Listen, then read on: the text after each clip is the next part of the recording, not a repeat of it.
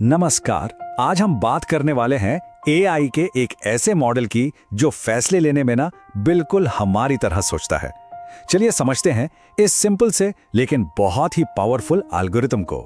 तो सबसे पहला और सबसे बड़ा सवाल, एक मशीन आखिर कोई फैसला लेती कैसे है? जब हम एआई से कुछ पूछते हैं तो वो किसी नतीजे पर कैसे पहुंचता है? क्या ये कोई जादू है या इसके पीछे कोई बहुत ही सिंपल सा लॉजिक है? और इसका जवाब, बिलीव इट और नॉट, बहुत ही सिंपल है। मशीन ठीक हमारी तरह ही काम करती है। वो बस सवाल पूछती है, एक के बाद एक सिंपल सवाल। और आज हम जिस एल्गोरिथम की बात कर रहे हैं ना, उसकी तो पूरी दुनिया ही इसी सवाल जवाब पर टिकी है। तो चलिए अब जरा और गहराई में उतरते हैं। ये डिसीजन ट्री आखिर है क्या भला? आइए इसे और करीब से जानते हैं। तो बेसिकली डिसीजन ट्री एक एआई मॉडल है जो करता क्या है, वो बस सवाल पूछता है एक के बाद एक, बिल्कुल एक चेन की तरह, ताकि वो किसी आखिरी फैसले पर पहुंच सके। ये डेटा में से पैटर्न्स निकालने का एक बहुत ही सीधा साधा तरीका है। अब ये थियरी तो ठीक है, पर असल में ये काम कैसे करता है, इसे समझने का सबसे अच्छा तरीका है एक रियल वर्ल्ड एग्जाम्पल लेना। चलिए एक बहुत ही कॉमन सी प्रॉब्लम लेते हैं। हमें ये पता लगाना है कि कोई स्टूडेंट एग्जाम में पास होगा या फेल। ये तो हम सबने सोचा ही है ना? तो एआई यहाँ क्या करता है, वो हमारे दिए हुए डेटा को, जैसे कि किसी ने कितने घंटे पढ़ाई की, उसे सवालों में बदल देता है। हर सवाल एक तरह का टी जंक्शन बन जाता है, जिसे हम डिसीजन नोड कहते हैं। मतलब एक ऐसा पॉइंट जहां से फैसले के दो अलग अलग रास्ते निकलते हैं। और मजे की बात यह है कि एआई हमेशा सबसे स्मार्ट सवाल सबसे पहले पूछता है। तो हमारे एग्जाम्पल में एआई ने डेटा देखा और सबसे पहला, सबसे जरूरी सवाल जो उसे मिला वो ये था, क्या स्टूडेंट ने 5 घंटे से ज्यादा पढ़ाई की? ये हमारे पेड़ की समझिए पहली और सबसे मोटी डाल है। और देखिए जवाब कितना सीधा है। अगर जवाब है हाँ तो मॉडल कहता है पास, और अगर जवाब है नहीं तो वो कहता है फेल। बस लिटरली बस इतना ही। यही है डिसीजन ट्री की कोर आइडिया। थियरी तो बहुत हो गई, अब असली मजा तो इसे एक्शन में देखने का है, मतलब कोड करने का। तो चलिए फटाफट देखते हैं कि पाइथन में इसे बनाना कितना, और मेरा मतलब है कितना आसान है।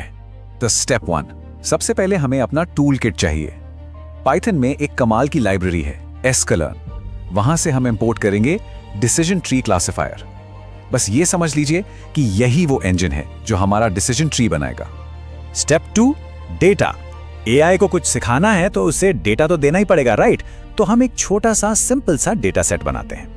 X है हमारा इनपुट, यानी पढ़ाई के घंटे 2, 4, 6 और 8, और Y है हमारा आउटपुट, यानी रिजल्ट, फेल, फेल, पास, पास।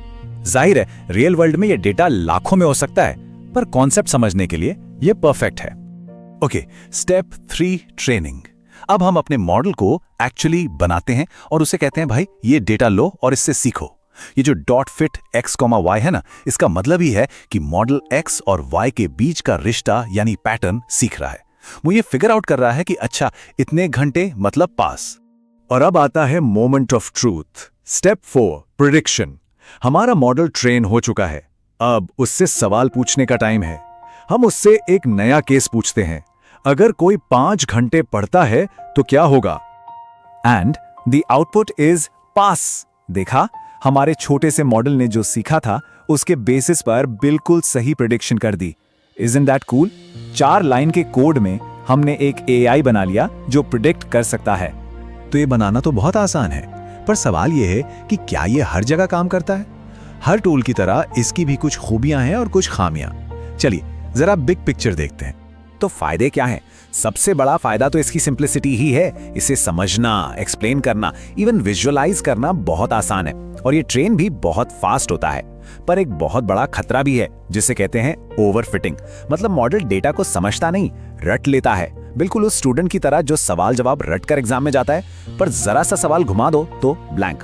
तो बहुत कॉम्प्लेक्स डेटा पर ये अकेला उतना अच्छा परफॉर्म नहीं कर पाता। लेकिन इसकी सिंप्लिसिटी को अंडर एस्टिमेट मत करना। ये आज भी बहुत पावरफुल है और असल दुनिया में बहुत क्रिटिकल जगहों पर यूज होता है।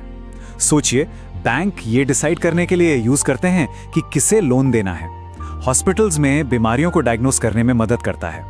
कंपनीज ये समझती हैं कि कौन से कस्टमर क्या खरीदेंगे, और हाँ, फ्रॉड डिटेक्शन में भी इसका बड़ा रोल है।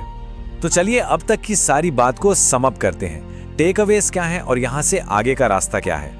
अगर इस पूरी चर्चा से सिर्फ एक चीज याद रखनी हो तो वो ये है, डिसीजन ट्री बेसिकली एक फ्लो चार्ट है। ये बस येस नो वाले सवालों के थ्रू सोचने का एक ऑर्गेनाइज तरीका है। It's question based thinking for machines. पर ये हमें वापस उसी प्रॉब्लम पर ले आता है जिसके बारे में हमने बात की थी, ओवरफिटिंग। अगर प्रॉब्लम बहुत कॉम्प्लेक्स है, अगर एक अकेला पेड़, एक अकेला ब्रेन सही फैसला लेने के लिए काफी नहीं है, तो हम क्या करते हैं? वेल, इसका जवाब बड़ा मजेदार है। हम एक पेड़ पर भरोसा नहीं करते, हम पूरा का पूरा जंगल उगा देते हैं। और यही हमारा अगला टॉपिक है, रैंडम फॉरेस्ट, जहां हजारों पेड़ मिलकर एक डिसीजन लेते हैं और एक सुपर पावरफुल एआई बनाते हैं। तो मिलते हैं अगली